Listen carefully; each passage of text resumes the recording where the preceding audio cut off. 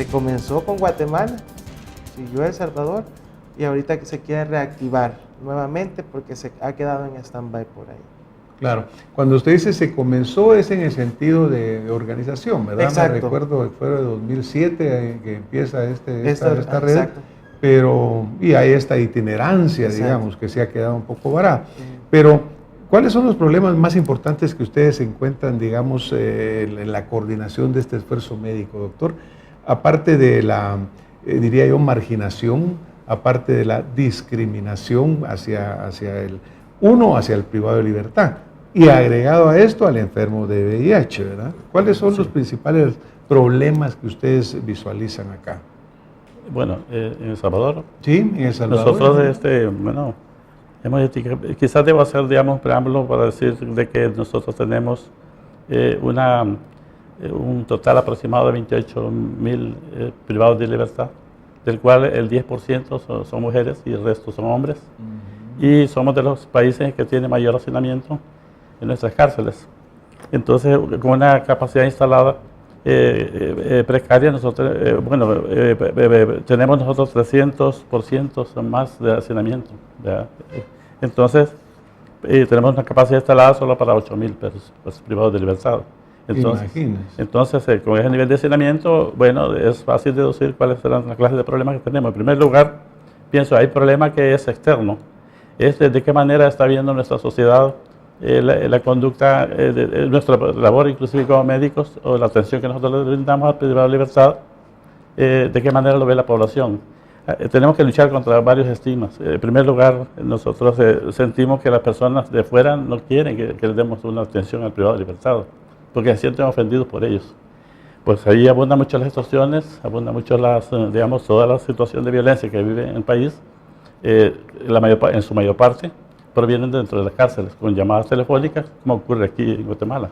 Entonces, esa situación tenemos que luchar en contra de ese estigma y tratar de concientizarlo, que es un problema que tiene muchas raíces y que debemos de tratarlo de una manera muy diferente, ¿verdad? Y para eso necesitamos a nivel interinstitucional trabajarlo, porque nosotros como dirección de centros penales tenemos recursos limitados. Entonces, pero los problemas más importantes que tenemos, bueno, derivados del hacinamiento, las diversas enfermedades propias de la piel, por ejemplo, respiratorias. También tenemos el problema del VIH, como ya lo dijo el doctor.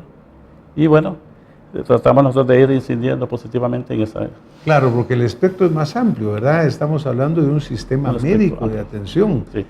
Normalmente aquí también en Guatemala vemos pues que de repente hay presos que son conducidos a hospitales nacionales, y esto causa un tremendo problema porque de seguridad, de todo, ¿verdad? Y yo sí creo que fortalecer el sistema interno para tratar por lo menos la mayor parte de cosas, eso es un cambio significativo. Ahora, digamos la parte, volviendo al VIH, ¿verdad? Porque uno de los problemas es que salga a la superficie, que se diagnostique. ¿Cómo están en el punto de diagnóstico, en capacidad para hacer el diagnóstico internamente?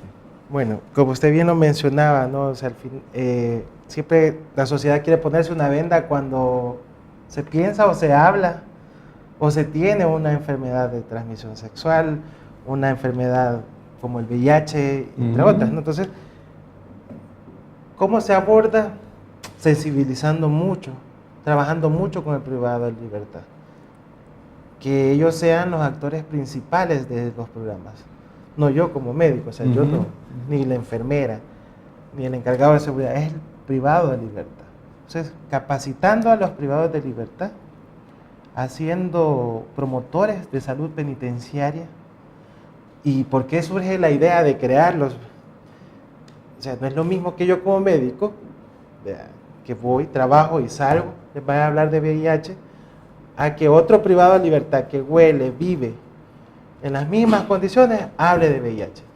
Obviamente el privado de libertad le va a poner más atención a alguien que está en las mismas condiciones que él, que a mí. Entonces, esa estrategia ha sido muy valiosa porque ellos se han empoderado increíblemente del manejo del VIH dentro del sistema, y es impresionante cuando otras nacionalidades nos visitan para experimentar la experiencia, cómo ellos se van impactados de cómo manejan la temática, ¿verdad? Y bueno, partiendo de ahí de la sensibilización, ellos mismos ayudan a que llegue, a que se hagan las pruebas.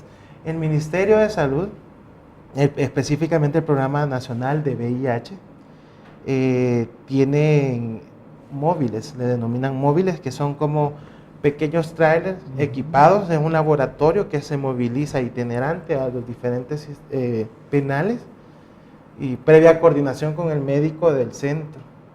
Se establece la cantidad de personas que van a ser tamizadas, ¿verdad? Que se les va a hacer la prueba y se les hace en el lugar. Ese es el ministerio quien ha utilizado recursos y ha creado, es como un laboratorio rodante que anda por todos los penales. Y eso se hace 2 veces por año. Como le digo, al inicio, hace 4 años, era 1.000 privados de libertad de los 28.000 los que se hacían la prueba. Ahora podríamos decir que se está haciendo un 90%, un 85% efectivo de la prueba. Entonces, se han hecho más de 100.000 pruebas en lo que va del año, ¿verdad? Ya hay más concientización, pero es por el trabajo que se ha hecho. Claro. También ahí mismo se les mide la carga viral a estos pacientes. Es decir, tampoco hay que sacarlo a un hospital. Ahí se les hace la prueba y con todas las medidas de seguridad se lleva esa prueba al laboratorio del hospital donde es procesado y se determina el tratamiento. Y hay una interrelación en ambos sistemas con la comunicación para evitar la dualidad en el tratamiento, que se le esté dando allá en el hospital y que se le esté dando en la clínica penitenciaria. Y como usted dice, es algo que tiene que ser, nacer del privado de libertad, pues porque no puede obligarse a nadie realmente a hacerse una prueba que no quiere hacer. Tiene que ser parte de una concientización. Ahora, por ejemplo, cuando hablando un poco del servicio médico en sí, ¿verdad, doctor? Porque como usted decía, es un poco incipiente también, está desarrollándose en un medio escaso de recursos y que no es solo VIH, pues porque usted hablaba de dermatólogos, hablaba de gastroenterólogos, una serie grande de especialistas o subespecialistas que también necesitan serlo. Así es como lo están ustedes visualizando, una atención general y luego subespecialidades, o cómo lo están visualizando el servicio médico en sí. Y otra pregunta tal vez adicional en esto. Como hay centros con mayor número y mayor capacidad y hay centros con mucha menor capacidad, ¿cómo se está cubriendo a todos, verdad?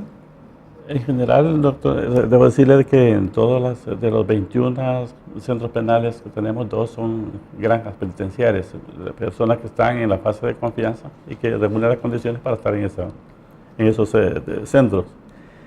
Tenemos 19 centros penales en los cuales dentro hay siempre una clínica ya instalada con servicios médicos, las 8 horas por lo menos diarias, y el número de médicos es de acuerdo a la cantidad de personas que hay dentro de ese penal. Por ejemplo, por decir algo, el Centro Penal de la Esperanza, que es uno de los más grandes, que alberga más o menos 5.800 privados de libertad, hay aproximadamente 5 médicos. Y hay muchas enfermeras, 4 o 5 enfermeras que hacen turnos rotativos y en la cual siempre hay un servicio médico constante para que ellas resuelven prácticamente los problemas que salen de emergencia en las horas nocturnas. Entonces, tenemos la atención que nosotros damos es de primer nivel. Debo decirlo que ahí solamente podemos dar a unos especialistas, podemos llegar solamente a una atención de primer nivel y hace 3 años que empezó un sistema de especialidades. Primero hubo más contrataciones con la llegada del doctor Alfaro, recuerdo yo, hace 2 años aproximadamente. Se ha visto fortalecido el número de contrataciones de personal médico y de enfermería también. Entonces se ha fortalecido más el sistema de salud dentro de los penales. Y va haciendo más labor preventiva y dándole mucha protagonismo a la enfermera, a privados de libertad inclusive, para poderlos educar y que sean autosostenibles las conductas que ellos toman. En ese sentido se ha avanzado mucho. Se ha asignado un día miércoles, por ejemplo, se ha llamado miércoles preventivo, en el cual no se da consulta, sino que se dedica a entrar a los sectores para observar cómo están las actividades de higiene y las normas de higiene que tienen los privados de libertad y educarlos en este sentido.